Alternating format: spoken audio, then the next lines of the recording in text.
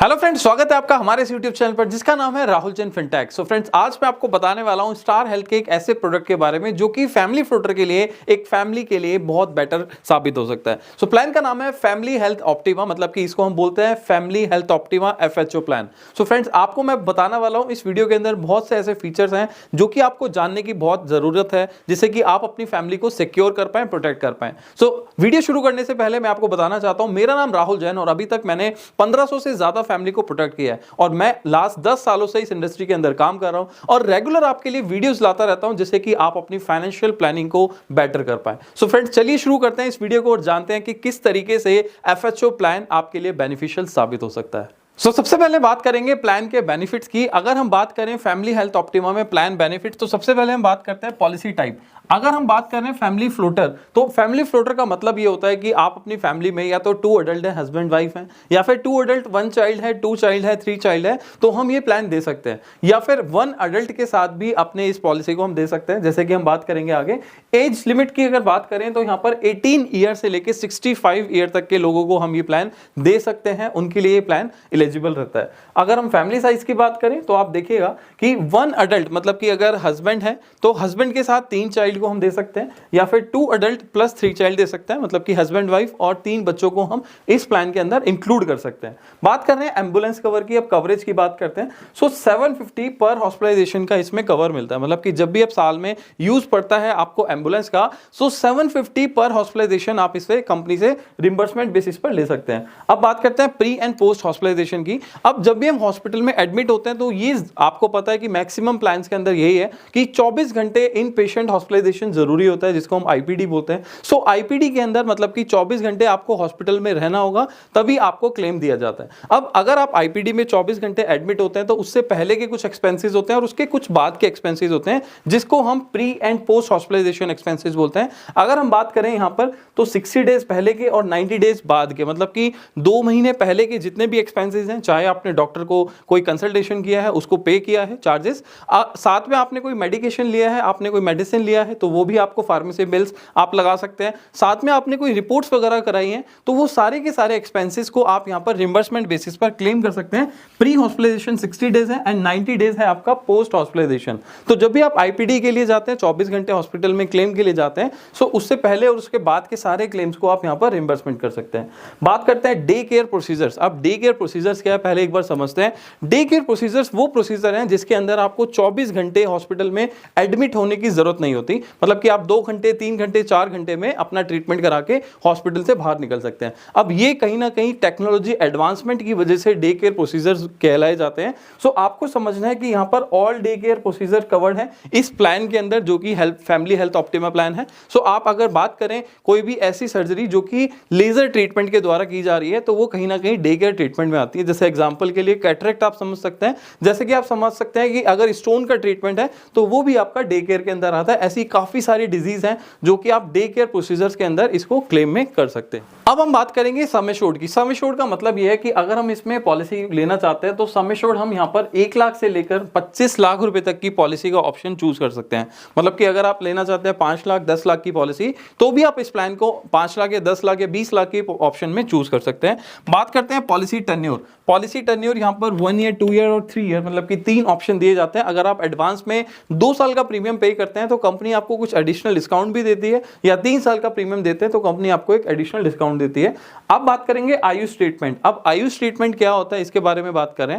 Ayush treatment basically वो treatment होता है जिसको हम बोलते हैं आयुर्वेदिक, यूनानी, सिद्धा, होम्योपैथिक। तो जो भी ट्रीटमेंट आयुर्वेदिक ट्रीटमेंट के अंदर आता है वो आप यहां पर कंपनी से क्लेम कर सकते हैं। बट उसकी एलिजिबिलिटी को समझ लेते हैं कि अगर आपने 1 लाख से 4 लाख रुपए का पॉलिसी प्लान लिया है, सम एश्योर्ड लिया है, आपको 10,000 का आयुष ट्रीटमेंट बेनिफिट मिल जाता है। अगर आप 5 लाख से लेकर 15 लाख का सम एश्योर्ड ऑप्शन चूज करते हैं तो उस केस में आपको 15,000 का आपको आयुष ट्रीटमेंट मिल जाता है। अगर आप 20 लाख या 25 लाख की पॉलिसी ऑप्शन चूज करते हैं तो आपको 20,000 का आयुष ट्रीटमेंट यहां पर मिल जाता है। यहां पर आपको समझना है आयुष ट्रीटमेंट किस तरीके से आपको बेनिफिशियल दे सकता है।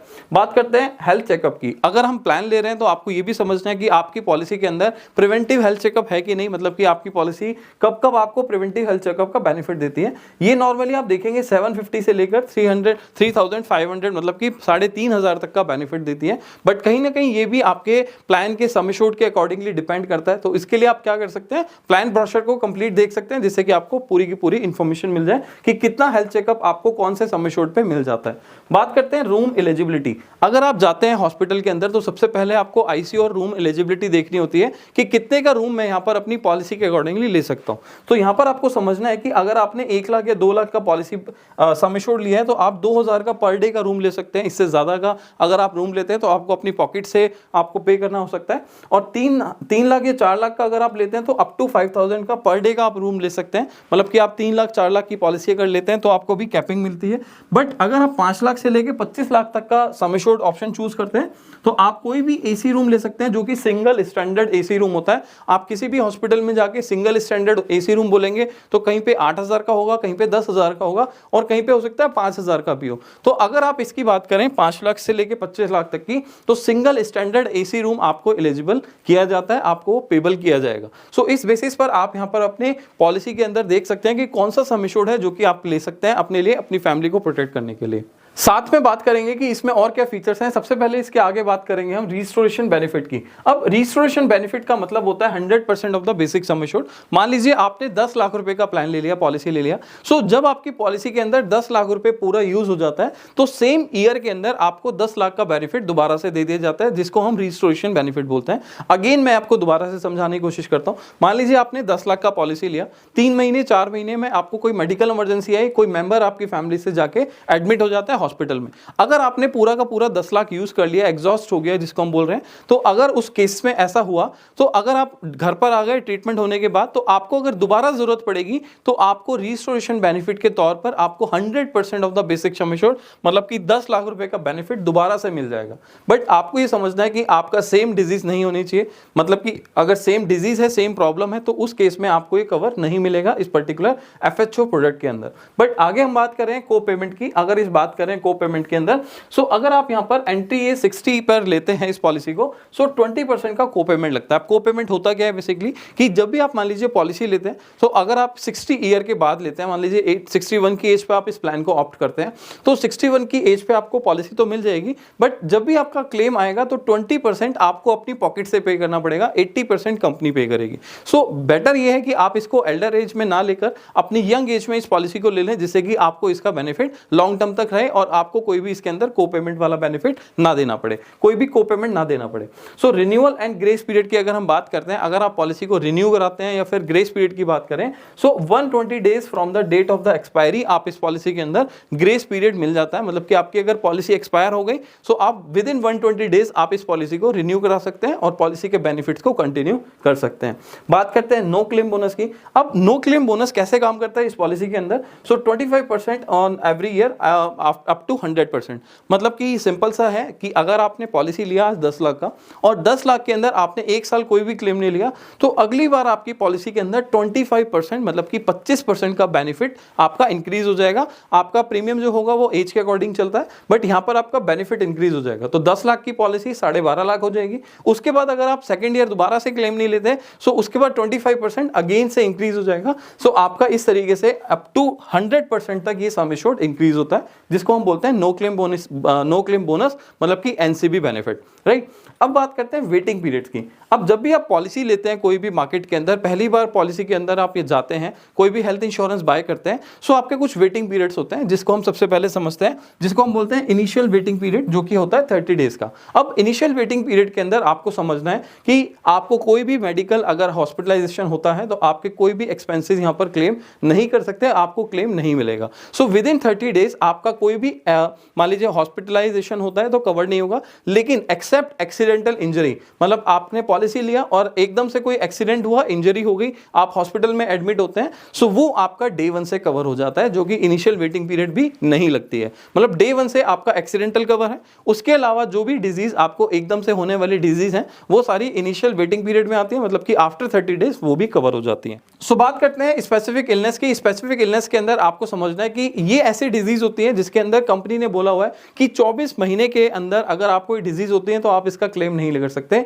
जैसे कि जिसको हम बोलते हैं स्लो इंक्रीजिंग डिजीज, मतलब कि जो बॉडी के अंदर बहुत स्लोली इंक्रीज होती है, और ऐसी डिजीज को हम 24 महीने के बाद यहां पर कवर करते हैं। अब इसके अंदर कौन कौन सी डिजीज आती हैं, जैसे कि जॉइंट रिप्लेसमेंट, हर्निया, आपका स्टोन, कैटरेक्ट, तो इस तरीके की टोटल डिजीज हैं जो कि मार्केट के अंदर आप कोई भी पॉलिसी लेने जाएंगे सो आपको स्पेसिफिक इलनेस वेटिंग पीरियड लगेगा 24 मंथ्स का। सो अगर आप यहां पर पॉलिसी के अंदर फर्स्ट टाइम एंटर कर रहे हैं सो स्पेसिफिक इलनेस का वेट आपको करना पड़ेगा।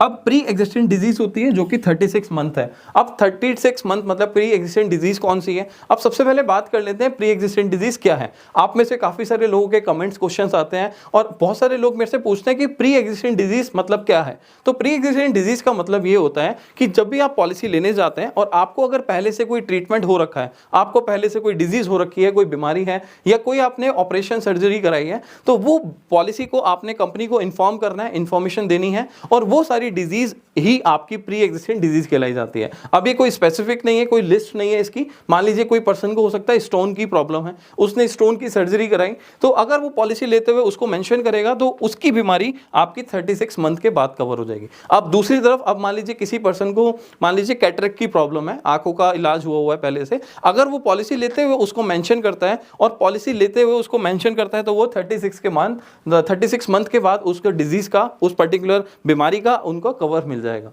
मतलब वो डिजीज जो आपको पॉलिसी लेने से पहले हो रखी है तो that is called pre existing disease. आपको पहले से वो बीमारी आपने अगर मेंशन की तो आपको 3 साल के बाद उसका कवरेज मिल जाएगा। सो फ्रेंड्स, मैंने आपको बताया कि वेटिंग पीरियड क्या होता है, किस तरीके से काम करते हैं। सो ये सारे बेनिफिट्स हैं इस प्लान के अंदर जो कि आपको किस तरीके से काम कर रहे हैं। अब हम बात कर लेते हैं कुछ एक्सक्लूजन्स की। अब एक्सक्लूजन्स का मतलब क्या है कि कौन कौन सी चीज थी जो हमारी पॉलिसी में कवर है, लेकिन अब हम बात कर रहे हैं कौन सी ऐसी चीज है जो हमारी पॉलिसी में कवर्ड नहीं है। अब यहाँ पर एक्सक्लूजन्स के अंदर आपको समझना है कि यहाँ पर कुछ ऐसी डेफिसिट है या फिर कुछ इस तरीके से मेंटल डिसऑर्डर है, बिहेवियरल डिसऑर्डर है या आपका सेल्फ इंजरी है। मान लीजिए आपने अटेम्प्ट टू सुसाइड किया, राइट, तो आपको अगर उस केस में या फिर आपने बहुत ज्यादा दवाइयां खा ली है, ड्रग्स ले ली हैं, तो उस केस में भी आपको यहाँ पर इंश्योरेंस कंपनी क्लेम नहीं देती है। आपको समझना है डिजीज एंड सेक्सुअल मतलब कि HIV वगैरह की यहाँ पर ट्रीटमेंट कवर नहीं होता है।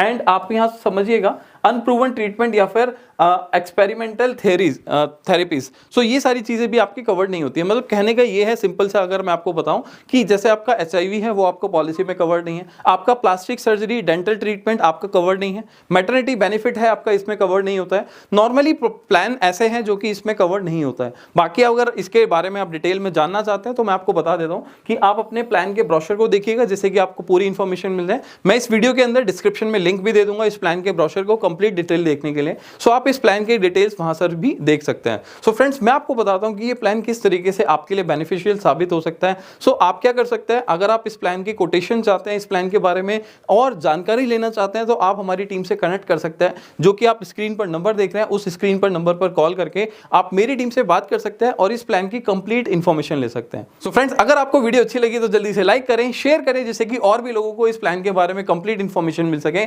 हालांकि बहुत सारे लोगों ने ये प्लान ऑलरेडी अपने लिए ऑप्ट किया हुआ है, अपनी फैमिली के लिए लिया हुआ है, सो उनको भी इस प्लान की कंप्लीट इंफॉर्मेशन मिल सके। सो ये वीडियो ज्यादा से ज्यादा लोगों को शेयर करें तो वो भी इस प्लान के बारे में जान सके। सो फ्रेंड्स, आप मिलेंगे हम नेक्स्ट वीडियो में। अगर आप हमारे से कोटेशन लेना चाहते हैं, अगर आप चाहते हैं कि ये प्लान आपके लिए किस तरीके से बेनिफिशियल साबित हो सकता है, सो आप अभी के अभी हमारे व्हाट्सएप नंबर पर कनेक्ट कर सकते हैं और व्हाट्सएप नंबर पर कनेक्ट करके आप हमसे कुछ बेसिक डिटेल्स शेयर करेंगे और उसके बाद हम आपको अपनी बेस्ट कोटेशन प्रोवाइड करेंगे जिससे कि आप अपने लिए, अपनी फैमिली को प्रोटेक्ट करने के लिए इस प्लान को ले सकते हैं। सो फ्रेंड्स, अब मिलेंगे नेक्स्ट वीडियो में। Till the time, be safe, be insured.